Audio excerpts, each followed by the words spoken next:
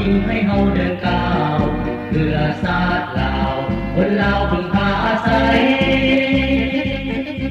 รายการความรู้ทางด้านกฎหมายออกอากาศทุกๆวันเสาร์เวลา 18:30 นาทีถึง 19 โมงจากวิทยุกระจายเสียงแขวงหัวพันหน่วยระบบ FM 104 เมกะเฮิรตซ์ความแรงทรง 3 กิโลวัตต์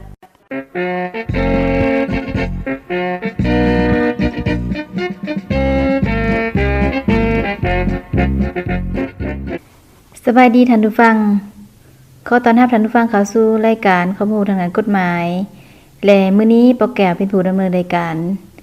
ซึ่งรายการของพวกเราจะออกอากาศทุกๆวันเสาร์เวลา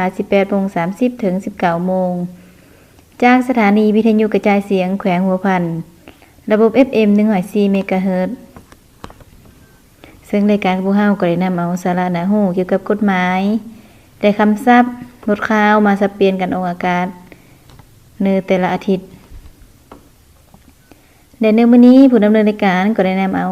เนื้อกฎหมายว่าโดยความรู้พื้นฐานเกี่ยวกับกฎหมายทะเบียนครอบครัวว่ามีแนวโดยได้มานำเสนอท่านผู้ฟังได้รับรู้แต่ว่าก่อนจะกล่าวเข้าสู่เนื้อกฎหมายนั้นก็เจอท่านผู้ฟังนี่ได้ไปรับฟังบทข่าวแผนกยุติธรรมแขวงหัวพันเยี่ยมยามและเฮ็ดเบียกอยู่แขวงเงอานสสเวียดนามในวันที่11ถึง14กันยายน2018ผ่านมานี้คณะทีมงานแผนกยุติธรรมแขวงได้เคลื่อนไหวเยี่ยมยามและเฮ็ดเวียกอยู่แผนกยุติธรรมแขวงเงอานสสเวียดนามนำพาโดยฐานสมพรอินคาวิไลหัวหน้าแผนกยุติธรรมแขวงหัวพันฐานบัวเรียนพรคำมาห้องหัวหน้าแผนกยุติธรรมพร้อมด้วยทีมงานรวม10ฐานยิ่ง4ฐาน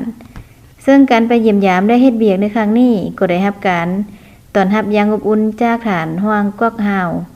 หัวหน้าแผนกยุติธรรมแขวงเงอานบรรดาการนำตลอดหอดพนักงานและรัฐกรแผนกยุติธรรมแขวงเงอานการเฮ็ดเวียกในครั้งนี้แต่ละภายก็ได้รายงานสภาพการจัดตั้งปฏิบัติเวียกงานหอบด่านในระยะผ่านมาให้แก่การรับทราบและจุดประสงค์เพื่อแลกเปลี่ยนบทเรียนหอบด่านของการเฮ็ดเวียกงานยุติธรรมระหว่างหัวพันเงอานโดยการผันเปลี่ยนกันเป็นเจ้าภาพจัดกองประชุมแลกเปลี่ยนบทเรียน3 ปีต่อครั้งโดยมีการร่วมมือกันด่านพบปะแลกเปลี่ยนบทเรียนและข้อมูลข่าวสารเกี่ยวกับการแก้ไขปัญหาด่านกฎหมายและเฮ็ดเวียกงานยุติธรรมตามภาระบทบาทของ2 ฝ่ายประสานสมทบกับบรรดาภาคส่วนเกี่ยวข้องเพื่อแก้ไขปัญหาผู้ยกย้ายต่างภูมิลำเนาตามลำพังเจอและการสร้างครอบครัวบ่ถูกต้องระเบียบการตามบริเวณชายแดนระหว่าง2แขวงหัวพันสปป.ลาวและแขวงเงอานสสเวียดนามช่วยเหลือก่อสร้างและบำรุงให้แก่พนักงานยุติธรรมและปกปักรักษาเสริมสร้างมูลเสื่อสายผูกพันความสามัคคีมิตรภาพพิเศษและร่วมมือหอบด่านระหว่าง2 ประเทศลาวเวียดนามทั้งนี้ก็เพื่อเป็นการเสริมสร้างสายผูกพันร่วมมือหอบด่านแบบพิเศษของ2 ชาติลาวเวียดนามก็คือ2แขวงหัวพันเงอานเฮือนับมือเลิกซึ่งเหนียวแน่นยืนยงและสอดคล้องกับหลักการสากลพร้อมกันนี้ทั้ง2แขวงก็ได้เซ็นสัญญาช่วยจำบันทึกร่วมกันตืมอีกเจ้าท่านผู้ฟังมันเป็นนั้นก็แม่นบทข่าวแผนกยุติธรรมแขวงหัวพันเยี่ยมยามและเฮ็ดเบียกอยู่แขวงเงอานสสเวียดนามและก็เจอท่านผู้ฟังนี่ได้ไปรับฟังจักหนึ่งผลงานเพียงจังก่อนและจึงกลับเข้ามาสู่ระยะต่อไป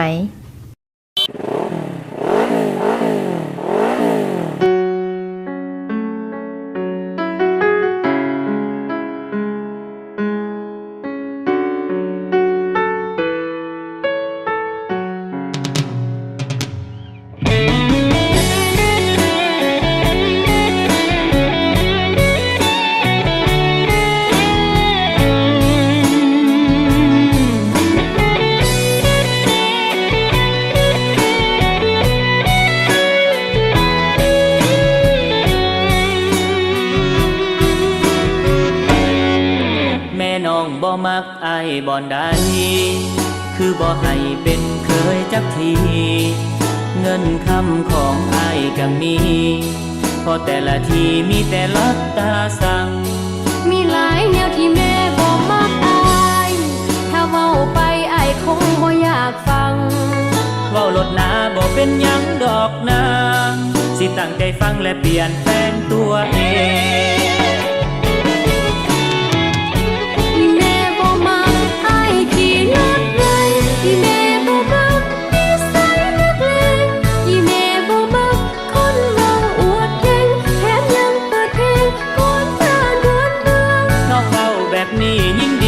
ยนทุกเรื่องสิเศร้าควรเมืองให้แม่น้องภูมิใจ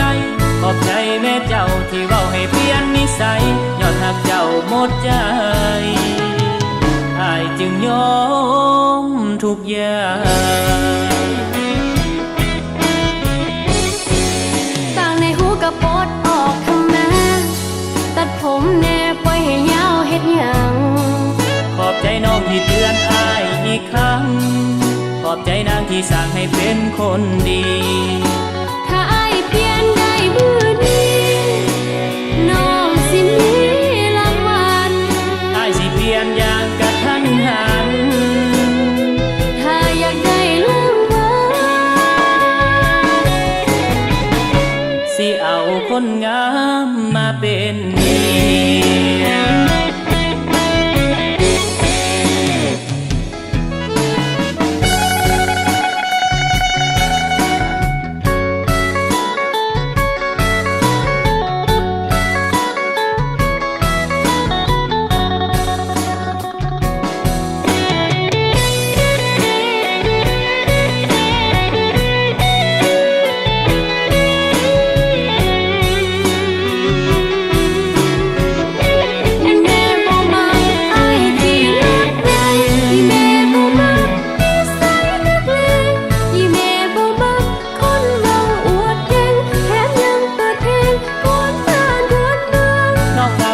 นี่ยิ่งดีเปลี่ยนทุกเรื่องสิเศร้าควรเมืองให้แม่น้องภูมิใจ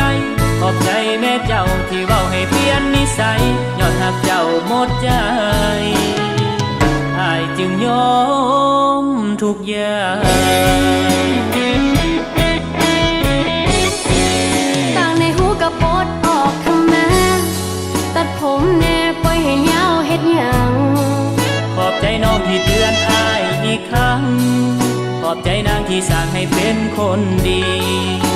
ถ้าอ้ายเปลี่ยนได้มือนี้น้องสิมีรางวัล อ้ายสิเปลี่ยนอย่างกระทันหัน ถ้าอยากได้รางวัล สิเอาคนงามมาเป็นเมีย แม่นผู้ใดบอก เอ้าเนี่ยว่าสิให้รางวัลเนาะ เอาเสียวดอกให้ก็ได้ไหมดอกกุหลาบดอกว่า